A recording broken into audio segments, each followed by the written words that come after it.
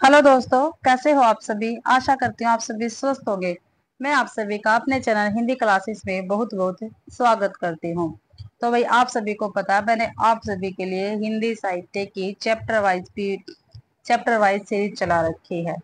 ठीक है। और उसमें हम जितने भी हमारे चैप्टर हैं उन सभी के पीवाईक्यू करने लग रहे हैं, जो पीछे पेपरों में आए हुए हैं भाई। ठीक है। भारतेंदु युग तक मैंने आपको करवा दिया है, यानी हमारा आधुनिक काल स्टार्ट हो चुका है। 5वां चैप्टर है। भारतेंदु युग हमने कर लिया है। द्विवेदी युग हमारा चल रहा है भाई। ठीक है। द्विवेदी युग के मैंने 83 क्वेश्चन आपको प्रोवाइड करवा दिए हैं। ठीक है। आज 84वें क्वेश्चन से हमारी क्लास स्टार्ट होगी और हर एक क्लास में मैं आपको 35 क्वेश्चन प्रोवाइड करवाती हूँ। ठीक है। तो आज की क्लास का क्वेश्चन रहेगा, मनोविनोद भाग 1, 2 और 3 किसकी रचना है। जो मनोविनोद है, ठीक है, उसके भाग पूछ रहे के 1, 2 और 3, ये भाई किसकी रचना है।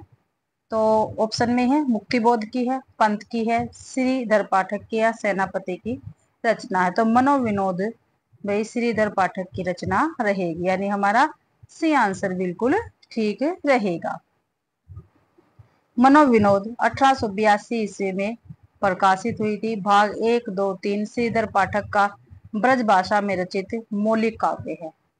ठीक है भाई, जो मनोविनोद है इसका भाग 1, 2 और 3 ये श्रीधर पाठक द्वारा रचित है और ब्रज भाषा में रचित है। ये क्या है, एक मौलिक काव्य है और 1882 ईस्वी में ये प्रकाशित हुआ था।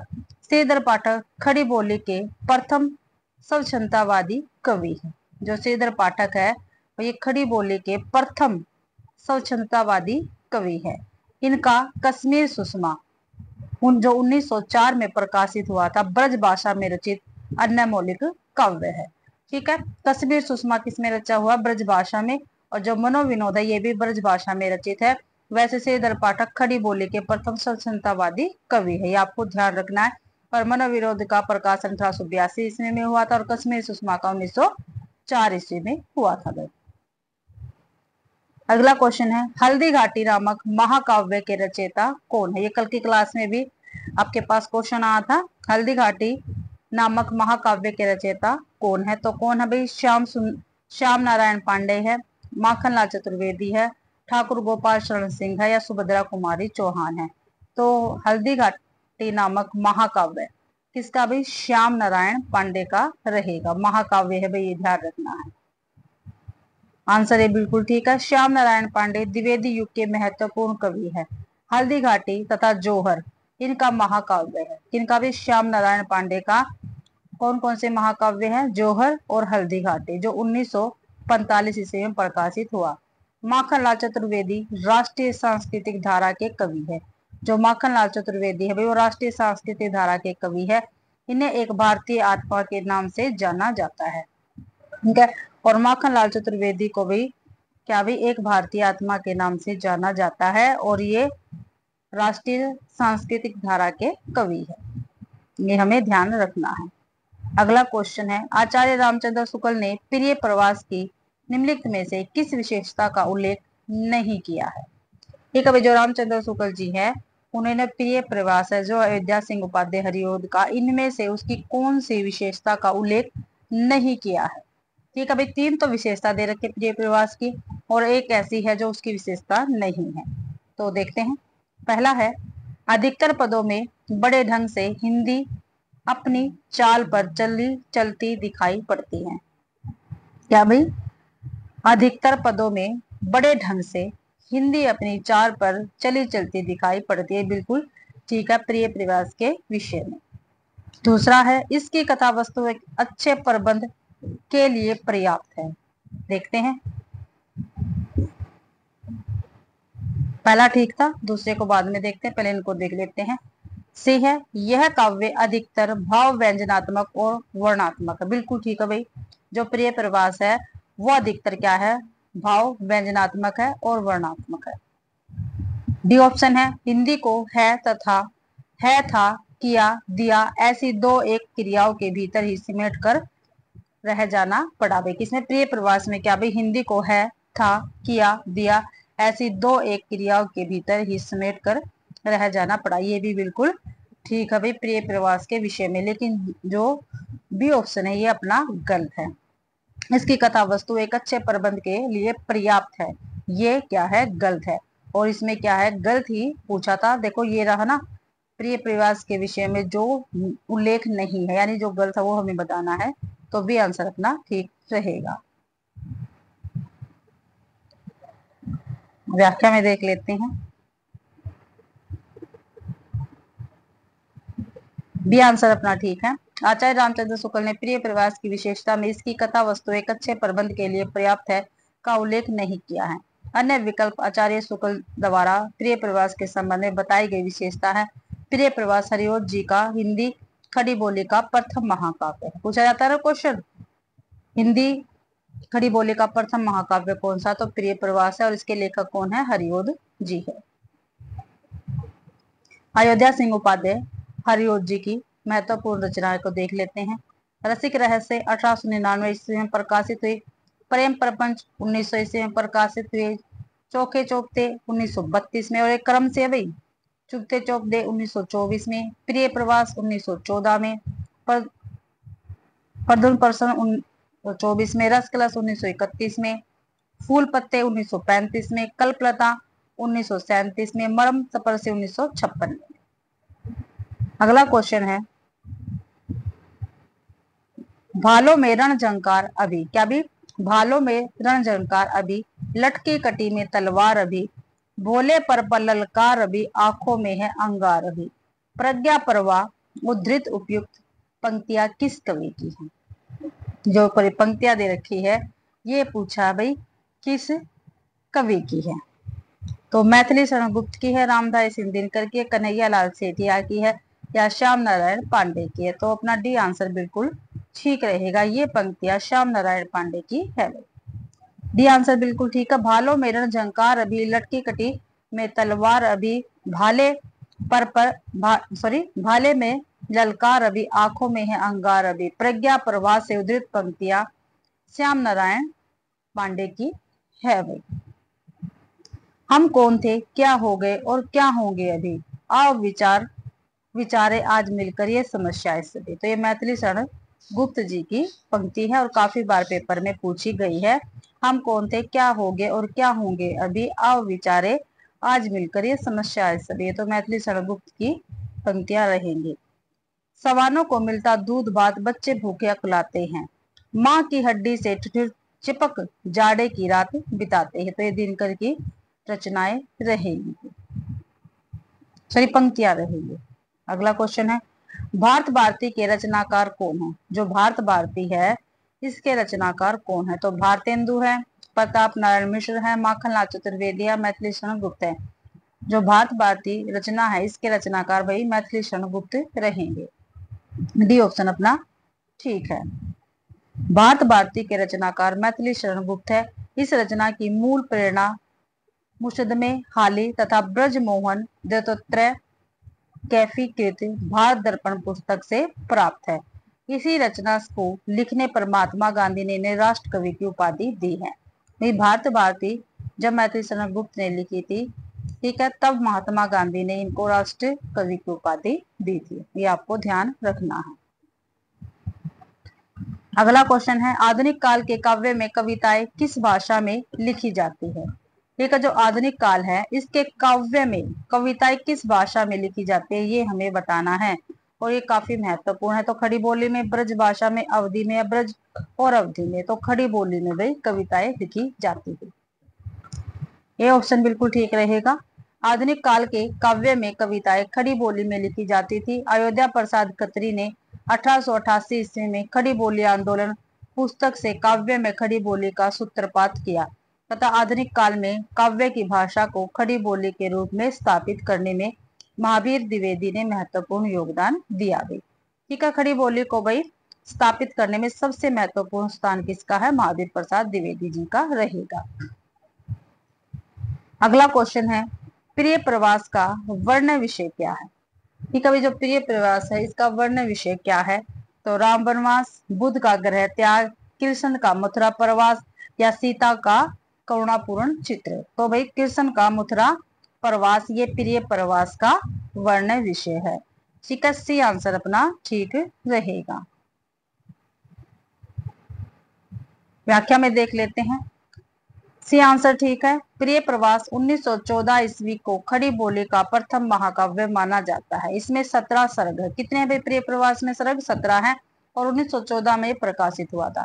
इसका वर्ण विषय कृष्ण के बचपन से लेकर मथुरा प्रस्थान तक का है। प्रिय प्रवास अयोध्या सिंह उपाध्याय हरियोध की कृति है। प्रिय प्रवास पर इन्हें मंगला प्रसाद पारितोषिक पुरस्कार से सम्मानित किया गया। इन्होंने 3 प्रबंध काव्य लिखे जो निम्न है। एक प्रिय प्रवास, पारिजात और वैधी वनवास। प्रिय प्रवास का प्रकाशन 1914 ईस्वी में हुआ, पारिजात का 1937 में और वैधी वनवास का 1940 ईस्वी में हुआ था भाई। अगला क्वेश्चन है, भारत भारती के रचयिता कौन है? ठीक है, भारत भारती के रचयिता कौन है? अभी ऊपर भी हमने क्वेश्चन देखा था। तो कौन है? भिखारी दास है, भूषण है, मैथिली शरण गुप्त है, केशव दास है। तो भारत भारती के रचयिता भाई मैथिली शरण गुप्त रहेंगे। सी आंसर अपना ठीक है। भारत भारती 1912 ईस्वी में प्रकाशित हुई थी। राष्ट्र कवि मैथिली शरण गुप्त की काव्य कृति है। इस कृति का भारत के स्वाधीनता संग्राम के दौरान जन आंदोलन में अहम योगदान है। किसका भाई? भारत भारती का। गुप्त जी ने खड़ी बोली को कविता की भाषा के रूप में स्थापित करने में महत्वपूर्ण भूमिका निभाई है। भारत भारती को 3 भागों में बांटा गया। क्वेश्चन पहले भी पूछा गया है भाई, कौन कौन से भाग है? एक तो अतीत खंड है, एक वर्तमान खंड है और एक भविष्यत खंड है। ये भारत भारती के 3 भाग है, ये आपको ध्यान रखना है। अगला क्वेश्चन है भाई, निम्न में से कौन सी एक रचना ब्रज भाषा में है? क्या भाई? इनमें से कौन सी एक भाषा ब्रज भाषा में है? एक रचना भाई ब्रज भाषा में है भाई, ये हमें बतानी है। तो ठेठ हिंदी का ठाठ खड़ी बोली में है, अध खिला फूल खड़ी बोली में है, चोखे चौक दे खड़ी बोली में, जो रस कलश है ये भाई ब्रज भाषा में है और ये सभी की सभी रचनाएं अयोध्या सिंह उपाध्याय हरियोध जी की है भाई। नीचे देखते हैं व्याख्या में। आंसर डी हमारा बिल्कुल ठीक रहेगा। जो रस कलश है ये 1931 ईस्वी में प्रकाशित हुई थी और ब्रज भाषा में रचित एक रीति ग्रंथ है। क्या है? एक रीति ग्रंथ है रस कलश, ये आपको ध्यान रखना। ब्रज भाषा में है, 1931 में प्रकाशित हुई थी भाई। रस कलश 1931 ईस्वी के रचनाकार अयोध्या सिंह उपाध्याय हरियोध जी हैं। ठीक है। हरियोध कृत ठेठ हिंदी का ठाठ 1899 ईस्वी में प्रकाशित हुई और अध खिला फूल 1907 ईस्वी में प्रकाशित हुई। ये दोनों क्या है? उपन्यास है। ठीक है। ठेठ हिंदी का ठाठ और अध खिला फूल दोनों क्या है? उपन्यास विधा से है। हरियोध कृत चुगते चौपदे और बोलचाल कृतियों को मुहावरेदार भाषा में लिखा गया है। जो चुगते चौपते और बोलचाल जो इनकी कृतियां है इनको मुहावरेदार भाषा में लिखा गया, ये आपको ध्यान रखना भाई। जो चुगते चौपते हैं और जो इनकी बोलचाल दोनों ये दोनों कृतियां हैं इनको भी मुहावरेदार भाषा में लिखा गया है। आगे है हरियोध जी की प्रमुख काव्य कृतियां कौन सी है? प्रिय प्रवास है जो 1914 ईस्वी में प्रकाशित हुई, पारिजात 1937 में, वैधी वनवास 1940 में, कृष्ण शतक 1882 में, रसिक रहस्य 1899 ईस्वी में, पद्य प्रसून, कल्पलता, ग्राम्य गीत, मरम स्पर्शी आदि इनकी रचनाएं हैं। प्रिय प्रवास 1914 ईस्वी पर हरियोध जी को मंगला प्रसाद पारितोष पुरस्कार मिला है। जो प्रिय प्रवास रचना है उस पर अयोध्या सिंह उपाध्याय हरियोध को मंगला प्रसाद पारितोष पुरस्कार मिला है। प्रिय प्रवास को खड़ी बोली हिंदी का प्रथम महाकाव्य कहा जाता है। ठीक है। खड़ी बोली हिंदी का प्रथम महाकाव्य किसे कहा जाता? प्रिय प्रवास में। इसका प्रकाशन 1914 ईस्वी में हुआ था। अयोध्या कृत ठेठ हिंदी का ठाठ जो 1899 ईस्वी में प्रकाशित हुई थी।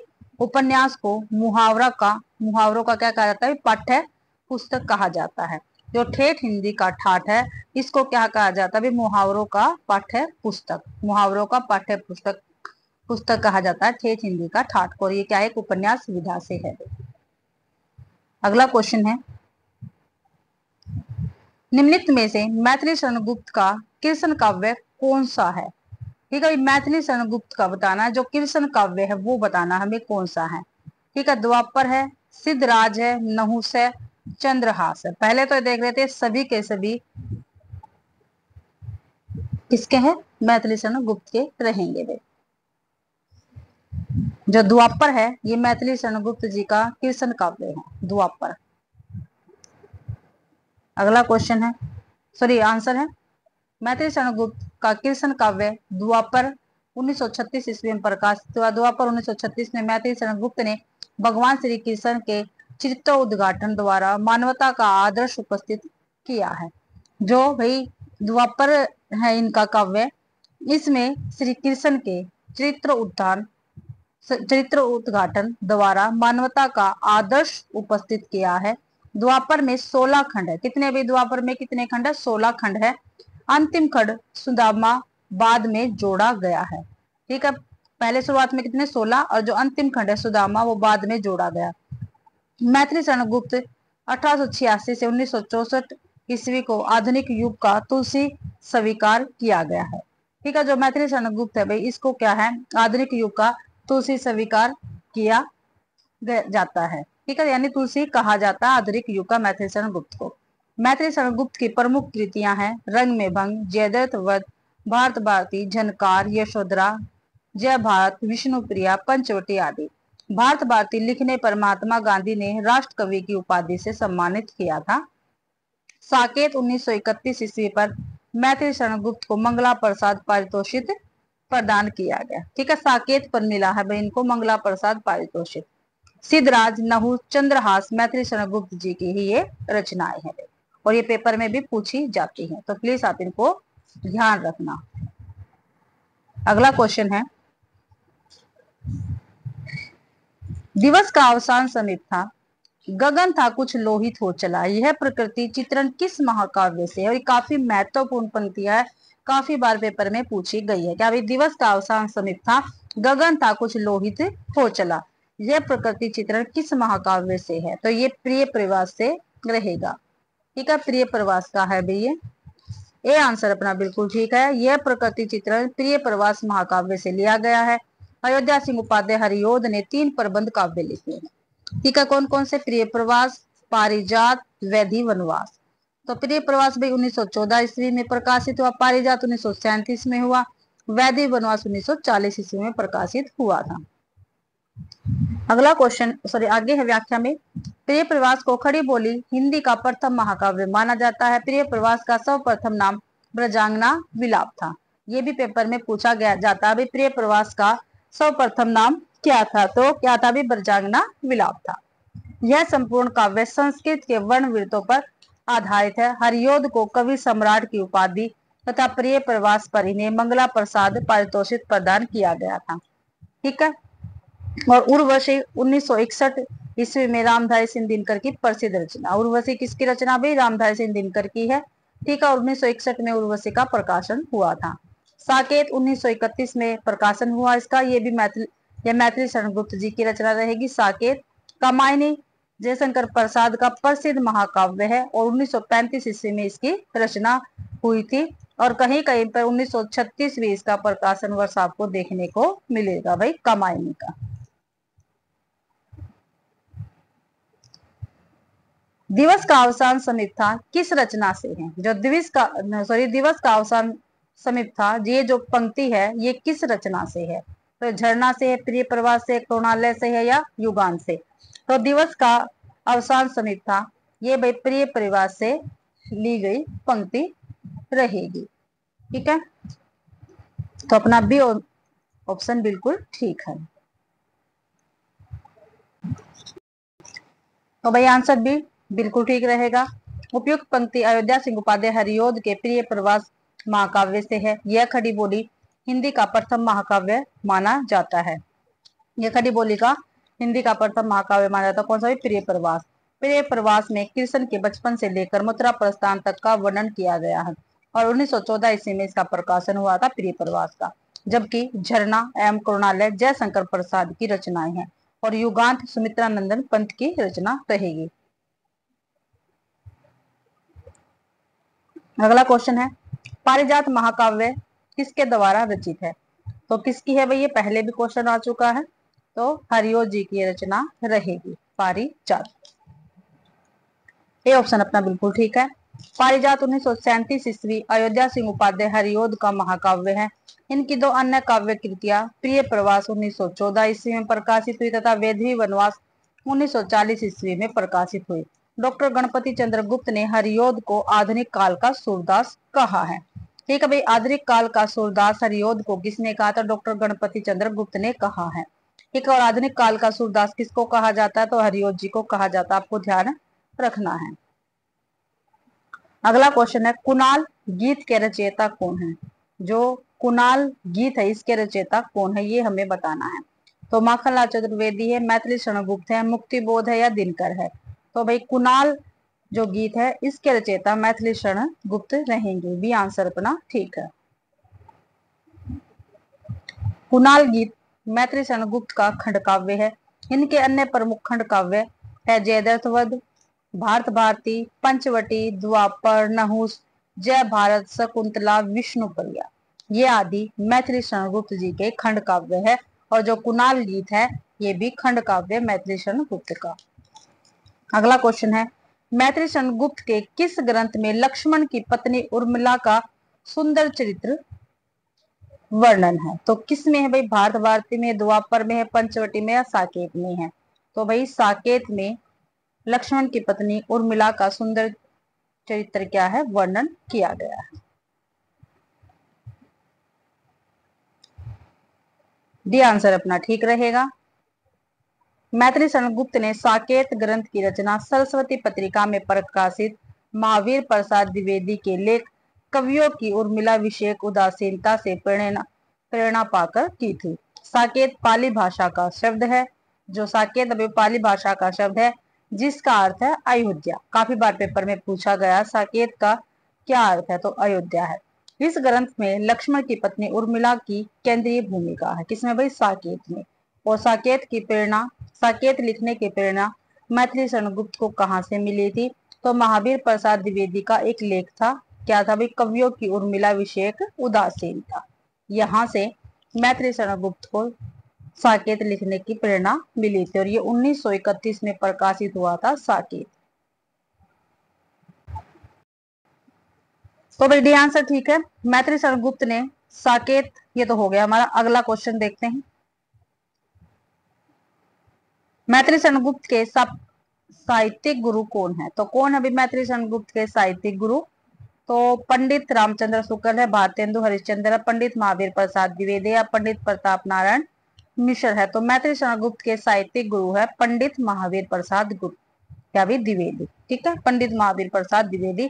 और ये क्वेश्चन पहले भी आ चुका है, जिस भी बच्चे ने पहले क्लास देखी होगी वो आराम से इसका आंसर कर सकता है। आंसर सी बिल्कुल ठीक है। राष्ट्र कवि मैथिली शरण गुप्त अपना साहित्यिक गुरु आचार्य महावीर प्रसाद द्विवेदी को मानते हैं। गुप्त जी ने साकेत महाकाव्य की रचना 1931 ईस्वी में की। गुप्त जी को साकेत रचना की मूल प्रेरणा 1908 ईस्वी में सरस्वती पत्रिका में प्रकाशित आचार्य महावीर प्रसाद द्विवेदी के लेख कवियों की उर्मिला विषयक उदासीनता से मिली थी। अगला क्वेश्चन है भाई, निम्नलिखित में से मैथिली शरण गुप्त की रचनाओं का सही कालक्रम क्या है? तो सही कालक्रम क्या है भाई, ये हमें बताना। देखो भाई सबको पता है, सबसे पहले मैथिली शरण गुप्त जी की रंग में भंग जो रचना है ये आती है। ठीक है, रंग में भंग, तो इसलिए ये दोनों कट गए। ठीक है, रंग में भंग, उसके बाद आती है भारत भारती, लेकिन जो रंग में भंग है ये इनकी सबसे पहले आती है 1909 ईस्वी में। ठीक है, 1909 में भारत भारती, 1912 में भाई। ठीक है, रंग में भंग यहाँ भी है, पहले है, यहाँ भी भारत भारती इसके बाद है। ठीक है, उसके बाद भाई पंचवटी 1925 में और साकेत 1931 में, ये हमने अभी ऊपर भी देखी है। तो अपना ए ऑप्शन बिल्कुल ठीक रहेगा।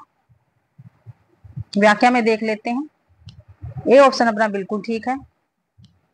रंग में भंग 1909 ईस्वी में प्रकाशित हुई, भारत भारती 1912 में प्रकाशन है, पंचवटी का 1925 में, साकेत का 1931 में। मैथिली शरण गुप्त की रचनाओं का सही कालक्रम रहेगा। यहाँ पे देख लेते हैं मैथिली शरण गुप्त की रचनाएं, रंग में भंग 1909 में, जयद्रथ वध 1910 में, भारत भारती 1912 में, किसान 1917 में, पंचवटी 1925 में, साकेत जो है इनकी 1931 में, यशोधरा 1932 में प्रकाशित हुई, द्वापर 1936 में प्रकाशित हुई, जय भारत 1952 में प्रकाशित हुई, विष्णुप्रिया 1957 ईस्वी में प्रकाशित रचनाएं हैं। अगला क्वेश्चन है, द्विवेदी युग के किस कवि ने अपना काव्य ब्रज भाषा में लिखा? भाई द्विवेदी युग के जो द्विवेदी युग है इसके कौन से ऐसे कवि थे जिन्होंने अपना काव्य क्या भी ब्रज भाषा में लिखा? तो अयोध्या सिंह उपाध्याय हरिओद, जगन्नाथ दास रत्नाकर, मैथिली शरण गुप्त, गया प्रसाद शुक्ल स्नेही। जो जगन्नाथ दास रत्नाकर है, इन्होंने अपना काव्य क्या है ब्रज भाषा में लिखा था और ये द्विवेदी युग के कवि हैं। बी आंसर बिल्कुल ठीक है। जगन्नाथ दास रत्नाकर द्विवेदी युग के ऐसे कवि थे जिन्होंने अपना पूरा काव्य ब्रज भाषा में लिखा था। क्या भी पूरा काव्य किसने ब्रज भाषा में लिखा है? जगन्नाथ दास रत्नाकर ने, और ये द्विवेदी युग के कवि थे। इनकी प्रमुख कृतियां देखते हैं। जगन्नाथ दास रत्नाकर की उद्धव शतक है, गंगा अवतरण, विराष्टक, सिंगार लहरी, कलकासी, गंगा लहरी, विष्णु लहरी, हिंडोला, समालोचना दृश्य आदि, ये इनकी प्रमुख कृतियां रहेगी। अब इनके संपादित ग्रंथ देखते हैं कौन कौन से हैं जो इन्होंने संपादित किए हैं जगन्नाथ दास रत्नाकर ने। तो बिहारी रत्नाकर, हित तरंगिणी, सूर सागर, ये तीनों की तीनों काफी महत्वपूर्ण ग्रंथ है। आगे देखते हैं भाई क्वेश्चन।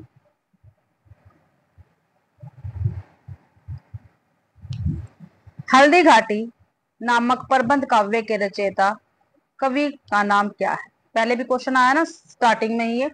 तो कौन है? माखनलाल चतुर्वेदी है, श्याम नारायण पांडे है, सोहन लाल द्विवेदी है, या नाम राम नरेश त्रिपाठी है भाई। तो हल्दी घाटी नामक प्रबंध काव्य के रचयिता श्याम नारायण पांडे जी है। बी आंसर ठीक रहेगा अपना। व्याख्या में देख लेते हैं। हल्दी घाटी प्रबंध काव्य के रचयिता श्याम नारायण पांडे है। इनकी रचनाएं हैं हल्दी घाटी, जोहर, तुमुल, रूपांतरण, आरती, जय पराजय, गोरावध, जय हनुमान एवं शिवाजी, ये श्याम नारायण पांडे जो है इनकी रचनाएं रहेंगी। हल्दी घाटी में वीर शिरोमणि महाराजा प्रताप के जीवन और जोहर में चित्तौड़ की रानी पद्मावती का आख्यान है भाई। अगला क्वेश्चन है, साकेत की रचना का मुख्य उद्देश्य क्या था? तो भाई जो साकेत थे मैथिली शरण गुप्त जी की रचना है, इसका मुख्य उद्देश्य क्या था? तो देश प्रेम था? नहीं। उर्मिला को महत्व देना? बिल्कुल ठीक है। उर्मिला को महत्व देने के लिए ही मैथिली शरण गुप्त जी ने क्या है साकेत की रचना की थी। बी आंसर बिल्कुल ठीक रहेगा। साकेत की रचना का मुख्य उद्देश्य उर्मिला को महत्व देना है। साकेत राष्ट्र कवि मैथिली शरण गुप्त की अमर कृति है। इनकी प्रमुख कृतियां है रंग में भंग 1909 ईस्वी में, जयद्रथवध 1910 में, भारत भारती 1912 में, पंचवटी 1925 ईस्वी में, झनकार 1929 में, साकेत 1931 में, यशोधरा 1932 में, द्वापर 1936 ईस्वी में। अगला क्वेश्चन है, चिरगांव झांसी किस कवि का जन्म स्थान है? चिरगांव झांसी, ठीक है, जो चिरगांव है जो झांसी में है वो किस कवि का जन्म स्थान है, ये हमें बताना है। तो राम कुमार वर्मा का, मैथिली शरण गुप्त का, राम नरेश त्रिपाठी का, बाल कृष्ण शर्मा नवीन का। तो भाई मैथिली शरण गुप्त जी का जन्म स्थान है चिरगांव झांसी।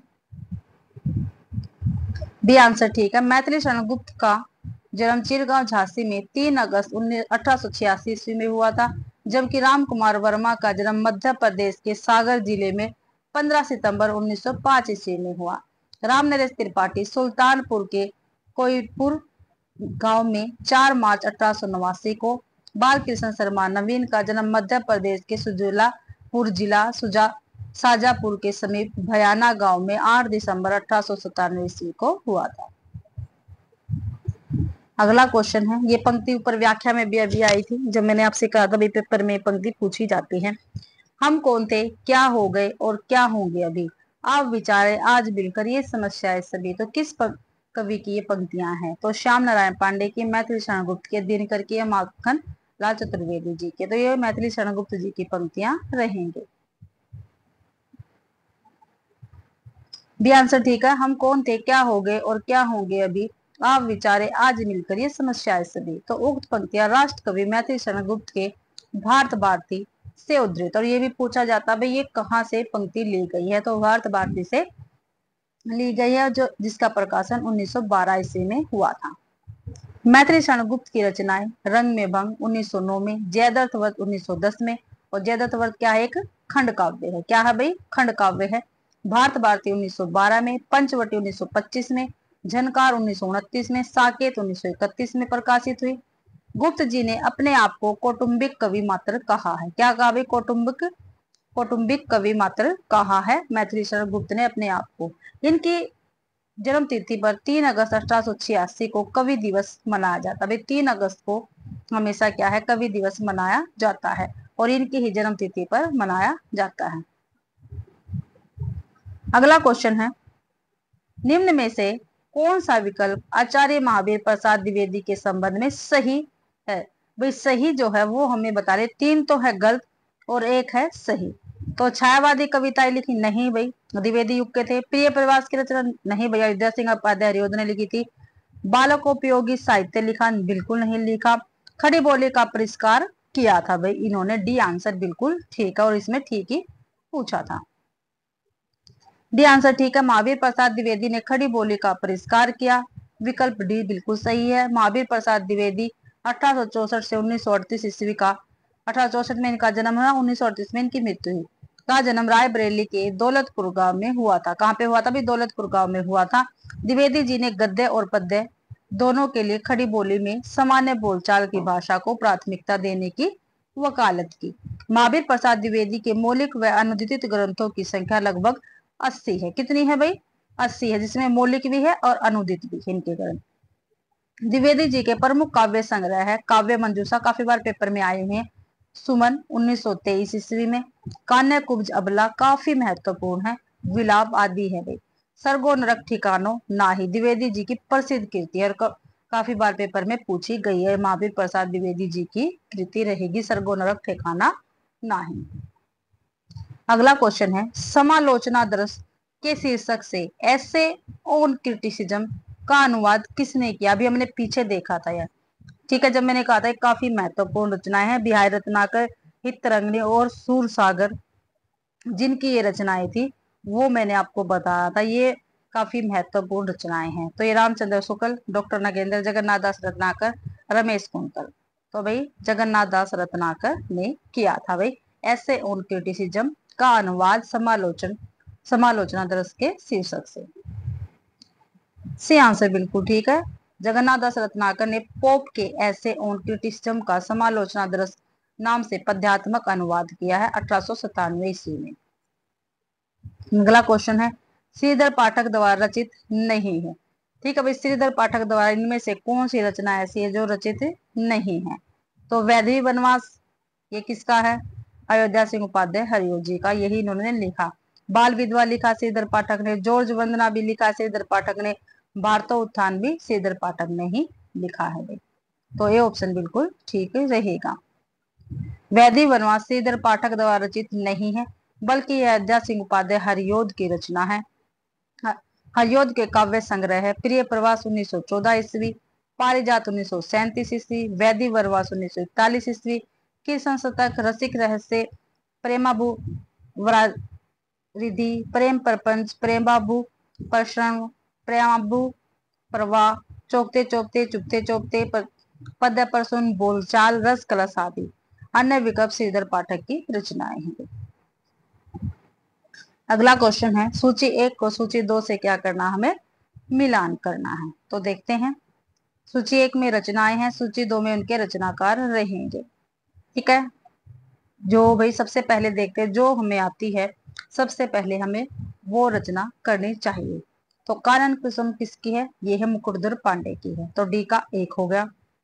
ठीक है, डी का 1 देख लेते हैं कौन से ऑप्शन में है। डी का ये भाई ओनली सी ऑप्शन में है, तो सी ऑप्शन अपना ठीक रहेगा। ये तो हो गया, लेकिन हम सभी का यहीं पे मिलान करेंगे। डी का 1 हो गया। वीर पंचरत्न, जो वीर पंचरत्न रचना है ये किसकी है? ये लाला भगवान दीन की रचना रहेगी, वीर पंचरत्न। उल्हान पंचक, जो उल्हान पंचक है ये अमीर अली मीर की रचना, किसकी है? अमीर अली मीर की रचना है। तो बी का 3। मार्त वंदना ये किसका? ये गिरिधर शर्मा नवरत्न की रचना रहेगी, सी का। ठीक है, तो वैसे अपना सी आंसर बिल्कुल ठीक था। ये रहा, आगे देखते हैं इसकी व्याख्या में। सी आंसर बिल्कुल ठीक था भाई अपना।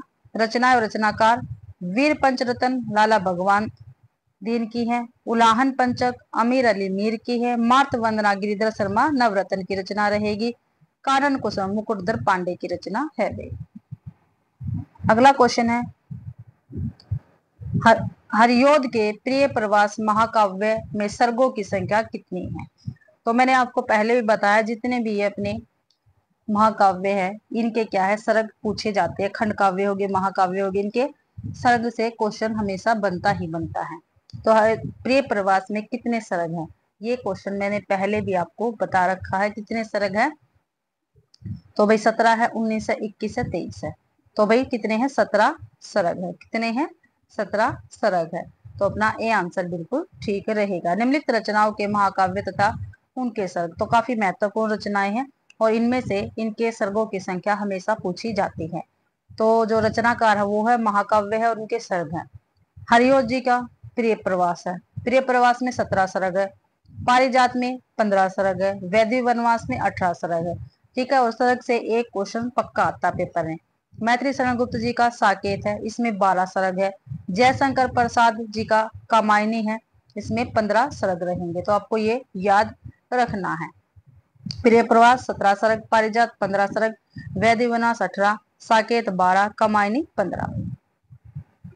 अगला क्वेश्चन है प्रेम शतक के रचनाकार कौन है। जो प्रेम शतक है इसके रचनाकार कौन रहेंगे ये हमें बताना है। तो जगन्नाथ दास रत्नाकर है, दुलारे लाल भार्गव है, वियोगी हरि है या अंबिका दत्त व्यास है। तो प्रेम शतक के रचनाकार भाई वियोगी हरि रहेंगे। सी आंसर ठीक है अपना। प्रेम शतक के रचनाकार वियोगी हरि प्रसाद द्विवेदी है।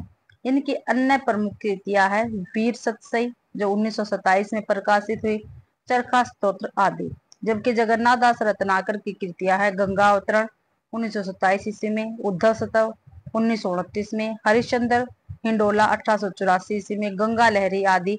और अंबिका दत्त व्यास जो है इनकी रचनाएं हैं पावस पचासा 1886 में, ठीक है, सुकवि सतसई 1887 में, हो होरी 1881 में।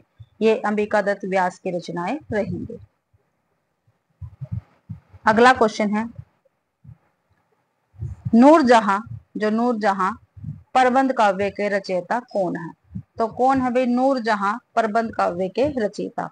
कुतुबुन है, सियाराम शरण है, गुरु भक्त सिंह है या अयोध्या सिंह उपाध्याय हरियोध है।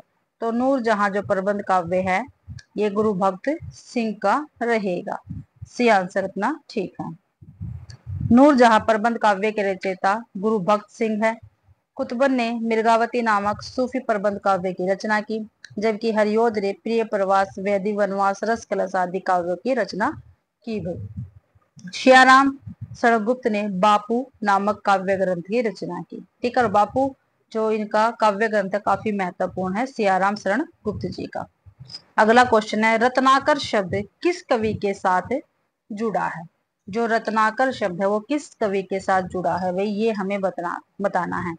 तो हरिश्चंद्र के साथ, जगन्नाथ के साथ या बद्री नारायण के साथ या भिखारी दास के साथ। तो भाई जो जगन्नाथ शब्द है वो जगन्नाथ दास रत्नाकर के जगन्नाथ के साथ जुड़ा है, कहा जाता है को जगन्नाथ रत्नाकर। बी आंसर ठीक है। रत्नाकर उपाधि ब्रज भाषा के प्रसिद्ध कवि जगन्नाथ दास के साथ जुड़ी है, जबकि भारतेंदु हरिश्चंद्र की उपाधि थी प्रेमघन। ठीक है, भारतेंदु की उपाधि क्या थी हरिश्चंद्र थी, प्रेमघन बद्रीनारायण चौधरी की उपाधि थी। ठीक है, बद्रीनारायण चौधरी प्रेमघन ऐसे लिखते हैं ना, तो प्रेमघन क्या थी इनकी उपाधि थी और भारतेंदु की हरिश्चंद्र उपाधि थी। अगला क्वेश्चन है रचना काल के अनुसार श्रीधर पाठक की निम्नलिखित रचनाओं का सही अनुक्रम हमें बताना है। तो शांत पथिक, उज्जटग्राम, एकांतवासी योगी या सांध्य अटन। तो भाई 114वां क्वेश्चन है, सबसे पहले आएगा एकांतवासी योगी, फिर उज्जटग्राम, फिर शांत पथिक या फिर उसके बाद सांध्य अटन। ठीक है, ये इनकी रचनाएं का क्रम रहेगा। बी आंसर अपना ठीक है। व्याख्या में देख लेते हैं। श्रीधर पाठक के रचनाओं का रचनाकाल के अनुसार अनुक्रम है मनोविनोद 1882 में, हिमालय 1885 में, एकांतवासी योगी 1886 में, जगत सच्चाई सार 1887 में, उज्जड़ ग्राम 1889 में, गुणवत हनुमंत 1900 में, शांत पथिक 1909 में, ऋतु संहार कश्मीर सुषमा 1904 में, वनाष्टक 1911 में, देहरादून 1915 में भाई, सर्वज्ञ वीणा धन विजय सांध्याटन 1918 में और भारत गीत 1928 ईस्वी में इनका प्रकाशन वर्ष रहेगा भाई। नोट में देखते हैं, श्रीधर पाठक ने एकांतवासी योगी की रचना लावनी या ख्याल शैली में की है तथा शांत पथिक की रचना रोला छंद में की है। ये आपको ध्यान रखना है। एकांतवासी योगी जो है इनकी रचना लावनी या ख्याल शैली में की है इन्होंने और शांत पथिक की रचना रोला छंद में की है भाई।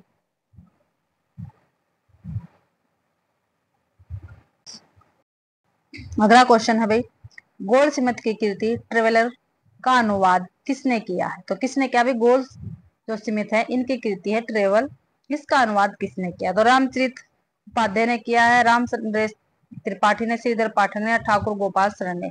तो श्रीधर पाठक ने किया है। पहले क्वेश्चन जो आए थे क्लास में मैंने उसमें कंप्लीट आपको इनके ये जितने भी अनुवाद थे वो करवाए थे। गोल्डस्मिथ की कृति ट्रेवलर का हिंदी अनुवाद शांत पथिक नाम से खड़ी बोली में श्रीधर पाठक ने किया है। ठीक है, श्रीधर पाठक ने भाई खड़ी बोली में किया है शांत पथिक का अनुवाद। ठीक है, ये पेपर में पूछा जाता है। गोल्डस्मिथ की थी भाई ये ट्रेवल। गोल्डस्मिथ के अन्य ग्रंथ हरमिट का एकांतवासी योगी तथा डेजर्ट विलेज का उज्जड़ ग्राम नाम से अनुवाद श्रीधर पाठक ने ही किया है। यह खड़ी बोली के प्रथम स्वतंत्रतावादी कवि कहे जाते हैं। तो कौन भाई कौन कहे जाते हैं? श्रीधर पाठक कहे जाते हैं खड़ी बोली के प्रथम स्वतंत्रतावादी कवि। अगला क्वेश्चन है, त्रिशूल उपनाम किसका है? जो त्रिशूल है भाई ये उपनाम किसका है? तो सुमित्रा नंदन पंत का है, रामधारी सिंह दिनकर का है, रामनरेश त्रिपाठी का, गया प्रसाद शुक्ल सनेही का है। तो गया प्रसाद शुक्ल सनेही जी का त्रिशूल क्या है? उपनाम है भाई। डी आंसर अपना बिल्कुल ठीक रहेगा। डी आंसर ठीक है। गया प्रसाद शुक्ल स्नेही का उपनाम त्रिशूल है। ये श्रृंगारिक कविताएं स्नेही उपनाम से लिखते थे तथा राष्ट्रीय भावना की कविताएं त्रिशूल उपनाम से लिखते थे। ठीक है भाई, जो गया प्रसाद शुक्ल स्नेही थे ये जो श्रृंगारिक कविताएं थी वो तो स्नेही नाम से लिखते थे भाई। ठीक है, और जो राष्ट्रीय भावनाओं की कविताएं थी ये त्रिशूल नाम से लिखते थे। ये खड़ी बोली में कवित्व और सवैया छंदों का प्रयोग करने में प्रवीण थे। ठीक है, खड़ी बोली में भाई कवित्व और सवैया छंदों का प्रयोग करने में क्या थे? प्रवीण थे। गया प्रसाद शुक्ल स्नेही। इनके द्वारा रचित ग्रंथ है कृषक क्रंदन, प्रेम पंचसी, राष्ट्रीय वीणा, त्रिशूल तरंग, करुणा कादम्बनी। ये इन्हीं की रचनाएं हैं। अगला क्वेश्चन 117, ब्रज कोकिल के नाम से प्रसिद्ध कवि। ठीक है भाई, ब्रज कोकिल नाम से प्रसिद्ध कवि कौन है? तो हरिओस जी है, सत्यनारायण कवि रतन है, या श्रीधर पाठक या रत्नाकर। तो भाई ब्रज कोकिल के नाम से प्रसिद्ध कवि है सत्यनारायण कवित रत्नाकर भाई। ठीक है, सत्यनारायण कवित रत्नाकर ब्रज कोकिल नाम से प्रसिद्ध है। बी आंसर अपना ठीक रहेगा। बी आंसर ठीक है। ब्रज कोकिल के नाम से प्रसिद्ध कवि सत्यनारायण कवि रतन है। इनकी समस्त रचनाओं का संकलन बनारसी दास चतुर्वेदी ने हृदय तरंग शीर्षक से प्रकाशित कराया। इनकी प्रसिद्ध रचनाएं हैं भरमर दूत, प्रेम कली, देश की मातृभूमि की वंदना, प्रशंसा और वेदना में उन्होंने 2 दर्जन से अधिक कविताएं लिखी है। होरेशस, उत्तर रामचरित और मालती माधव का भी आपने अनुवाद किया है।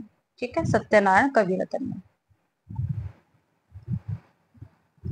अगला क्वेश्चन है 118वां, उद्धव शतक में डैश छंद है। जो उद्धव शतक है भाई इसमें कितने छंद है? और उद्धव शतक किसकी रचना है? जगन्नाथ दास रत्नाकर की रचना रहेगी। तो उद्धव शतक में भाई 116 छंद है। कितने हैं? 116 छंद रहेंगे। ये आंसर अपना बिल्कुल ठीक है। उद्धव शतक में 116 छंद है। उद्धव शतक जगन्नाथ दास रत्नाकर की प्रसिद्ध कृति है। रत्नाकर उर्दू में जकी उपनाम से कविता करते थे। जो जगन्नाथ दास रत्नाकर है ये भाई उर्दू में जकी नाम से क्या थे? रचनाएं करते थे। इन्होंने अंग्रेजी विद्वान पोप के एसे ऑन क्रिटिसिज्म का रोला छंद में समालोचना दृश्य शीर्षक से अनुवाद किया। इनके द्वारा रचित प्रमुख कृतियां हैं गंगा अवतरण, हरिश्चंद्र, हिंडोला, कलकासी और विरासत। ये जगन्नाथ दास रत्नाकर की रचनाएं रहेंगी है। तो इसी के साथ आज की अपनी क्लास कंप्लीट होती है। आज की क्लास में हमने 35 क्वेश्चन अपने कंप्लीट कर लिए हैं। ठीक है भाई, आशा करती हूँ आप सभी को ये क्लास पसंद आई होगी। अगर आप सभी को क्लास पसंद आती है तो प्लीज वीडियो को ज्यादा से ज्यादा शेयर करें, लाइक करें और कमेंट करना बिल्कुल भी ना भूलें। चैनल को भी सब्सक्राइब जरूर से जरूर करें और पीडीएफ आप सभी को भाई क्लास की टेलीग्राम चैनल पर मिल जाएगी, तो उसको भी ज्वाइन जरूर से जरूर करें। आप सभी का मेरी क्लास देखने के लिए बहुत बहुत धन्यवाद।